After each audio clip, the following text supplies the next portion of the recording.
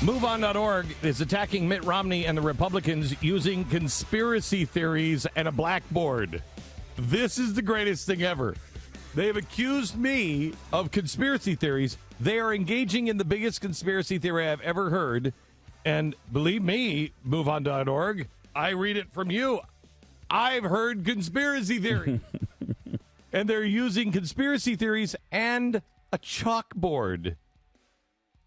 They've become everything they despise. And this is their best shot. This is they're putting this out to show you exactly how Mitt Romney is going to win. They're very concerned. This is the video that Mitt Romney doesn't want you to see. I do. I want you to see this because I think it's hysterical. They got a black guy sitting there next to some woman who is like, I don't know, almost like a vampira. Mm-hmm. And she's like, ooh, let me tell you some exciting news. She's weird. It's really a creepy video. And there's behind them is a blackboard with a diagram of how all of the right is connected. It's murky. It's murky. It's hysterical. It's hysterical. Okay, here's the video. You're watching this election season and thinking to yourself, there's no way that...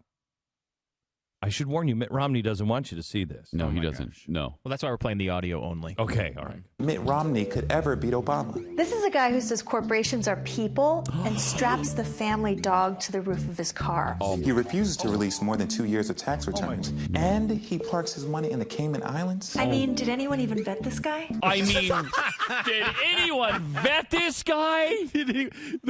He strapped the dog to the car. Not only that, Glenn, but he thinks corporations are people. Can you believe he thinks groups of people who work together are people. He agrees with the legal definition of corporation? That's how stupid he is. And he's only released 2 years of tax returns he wasn't required to release at all.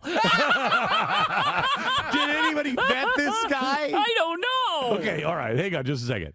We have a guy in the White House whose mentor, did you see how fast the press was on the mentor of Mitt Romney? Yeah. Okay, they've already done interviews with the mentor of Mitt Romney. And I saw one, didn't I see one with the mentor of Paul Ryan? Paul Ryan. That's where I thought you were going, yeah. I mean, it's incredible.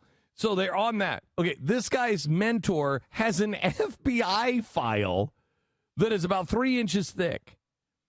He is hanging out with known communists and terrorists. He puts a communist in the White House, a communist revolutionary who called for the overthrow of the United States government. And because Mitt Romney says, strapped has a dog. anybody vetted this guy? Oh, it's extreme. Yeah, but it's not like the president, strapped a dog to the car. Strapped a dog to the No, he was he just ate eating one. them. Yes, he just ate one. I mean, how can you bring up the dog thing at this point? Oh, I that know. is a Amazing. lost argument No. for you guys. I don't know if you know that. Your still bringing candidate up was GM. They're Yeah. still bringing up GM. GM, the more people know about GM and the more that they see that they personally have lost, the worse that gets. And they're still like, and I'm going to do that to every company. Yeah. Well, I'm going to do that to every company in every industry. Yeah. Okay, no, bad strategy. When people are informed that the bailouts will lose money, which is about $25 billion, is what the Obama administration is admitting, and that's what they're saying it's going to be. When people are just told that they will lose some money on the bailouts, the opposition is 59 to 25 against the GM bailouts. 59 to 25. What? It's not even close to popular. Did you hear that Mitt Romney strapped a dog to his car? He did, yes. Has anyone vetted this guy? Okay, wait. Here's some more of the video that Mitt Romney does not want you to see. Anyone? But seriously, while it might seem totally impossible, the fact is, it's totally possible. And that's due to a 3-pronged GOP plan to get Mitt Romney into the White House. Stop and for a you second. need to know I about love Mitt Romney so much. This is great. This is great. This is when they're showing the chalkboard. This is when they're showing the chalkboard behind them with all of the things that Jon Stewart, exactly the way Jon Stewart would portray it, they're putting it behind them and going, look, here it is. Here it is. There's all the connections. And it's like, what's the GOP guy from Kentucky? What's his name? The senator? Rand Paul? No, the other one. McConnell? Mitch McConnell? Yeah, Mitch McConnell's on there. Mitch McConnell's in some secret society.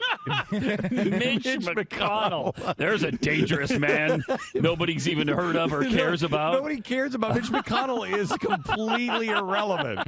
Mitch McConnell's on their chalkboard. When was the last time any human being quoted Mitch McConnell? Hey, did you hear what Mitch McConnell said today? Who? No. Who? My apologies to Mitch McConnell and his staff, but come on. It's Mitch McConnell. Even Mrs. McConnell doesn't say that. Yeah, she doesn't know. She's looking up at that going, he hasn't been relevant for 10 years. This, because as of right now, it's on track to succeed. Nice music. Right now, it's on track to succeed. Yes. Obama's ahead in every stinking state, just about, except Utah. It's on track to succeed. Prong one, sabotage our economy and then blame Obama for it. Yup. The GOP are doing things like starving states of funding, which force massive layoffs, and then criticizing Obama for those job losses. Under Obama, Can you imagine criticizing a president who's only been in office for 4 years? Wait. It gets better. Republicans are opposing things they used to always be in favor of. Remember that debt ceiling debacle from last year that damaged our credit rating and caused businesses not to hire? Republicans are threatening that same standoff again in 2013. Senate Majority Leader Mitch McConnell said, the single most important thing we want to achieve is for President Obama to be a one-term president. Never Mitch said McConnell. that about Bush. Never. It wasn't Mitch McConnell with his evil power. No, that's true. That's true. It's much more important when Mitch McConnell says something. Oh, yeah, it is. Not jobs, not an economic recovery. It's all about defeating Obama. And the most frightening part about this strategy is that it's working. The latest polls indicate more Americans actually blame Obama for the struggling economy over Wall Street, Congress, or even George W. Bush. What? Even the president who hasn't been the president for 4 years. They're blaming the guy in control over the guy who used to be in control 4 years You know ago? what's amazing? Yes. I've seen this in polls. What? People are not blaming Eisenhower for the economy anymore. No. Oh, my No. gosh. Okay. Eisenhower is the one who did it. We got out of the war, and then he designed the whole thing. Oh, jeez. I can't Do you believe know that. more Quickly people? we forget. More people are blaming Warren Harding than Obama right now. Oh, my gosh. Oh, my gosh. You mean the other way around? Yes, Obama than Warren Harding. They probably are blaming Warren Harding over Obama right now. You know it what? probably is the way I said it. Here's the incredible thing about this. You have to see this whole video on the Blaze because it's nuts. Amazing. It's nuts. But what would you expect? It's from an 80-year-old man who's getting ready to go on his honeymoon. Does he have enough pills? Do you have enough pills for that?